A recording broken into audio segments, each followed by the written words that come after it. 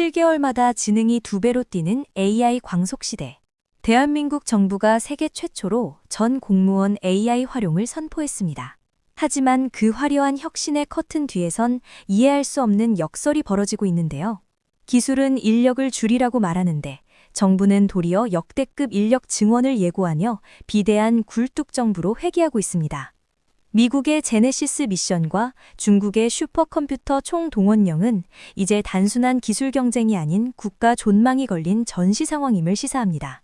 AI 대부 제프리 힌턴의 경고처럼 이제 지능 자체가 무의미해지는 시대인데요. 이런 흐름 속에서 공공조직의 슬림화는 선택이 아닌 생존을 위한 필수 조건이 되었습니다. 이미 현장에선 그 답이 나오고 있습니다.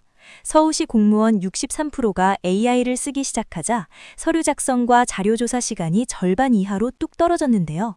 사람이 매달려야 했던 반복 업무를 알고리즘이 낚아채면서 행정의 효율성은 이미 실험 단계를 넘어 실무의 영역에 안착했습니다.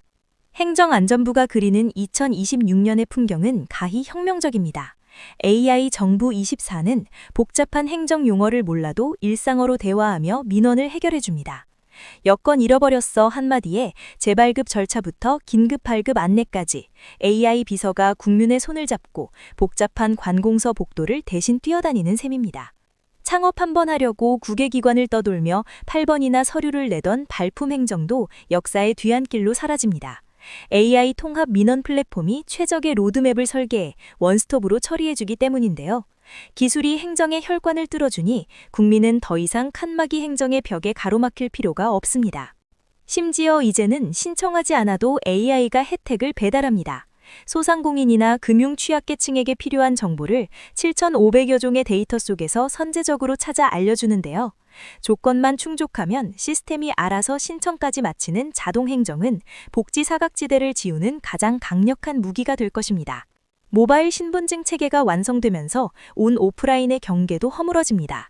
주민등록증부터 장애인 등록증까지 스마트폰 하나에 담겨 이제 지갑 없는 사회는 현실이 되었습니다. 여기까지 보면 대한민국은 AI 강국으로 가는 고속도로에 올라탄 것처럼 보입니다. 하지만 진짜 문제는 여기서부터입니다. 민간 기업들은 AI 도입을 비용 절감과 인력 재배치의 기회로 삼는 반면 정부는 거꾸로 가고 있습니다. 공공기관 정규직 채용을 40%나 늘려 2만 8천 명을 뽑고 규제부처 인력을 1만 명 단위로 확충하겠다는 포퓰리즘적 계획을 내놓은 것입니다. 공무원 1명을 채용하면 퇴직 후 연금까지 평생 최소 40억 원의 세금이 투입됩니다.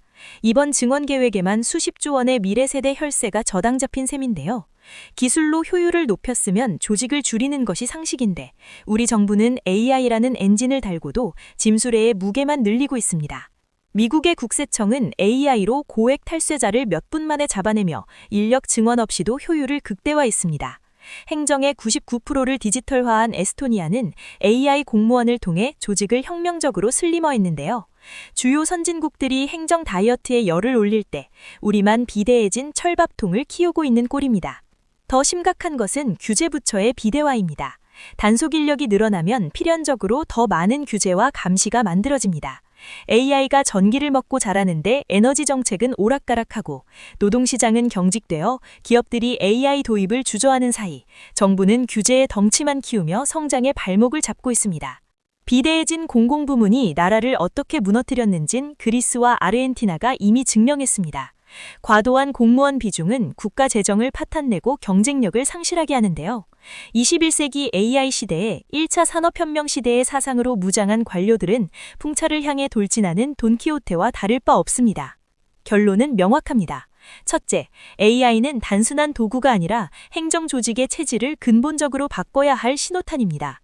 둘째, 기술 혁신의 성과는 공무원 밥거리 지키기가 아니라 대국민 서비스 향상과 예산 절감으로 이어져야 합니다.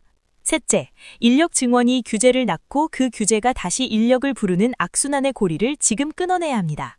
넷째, 미래 세대에게 물려줘야 할 것은 천문학적인 부채를 짊어진 비대한 정부가 아니라 작고 강한 지능형 국가 시스템입니다.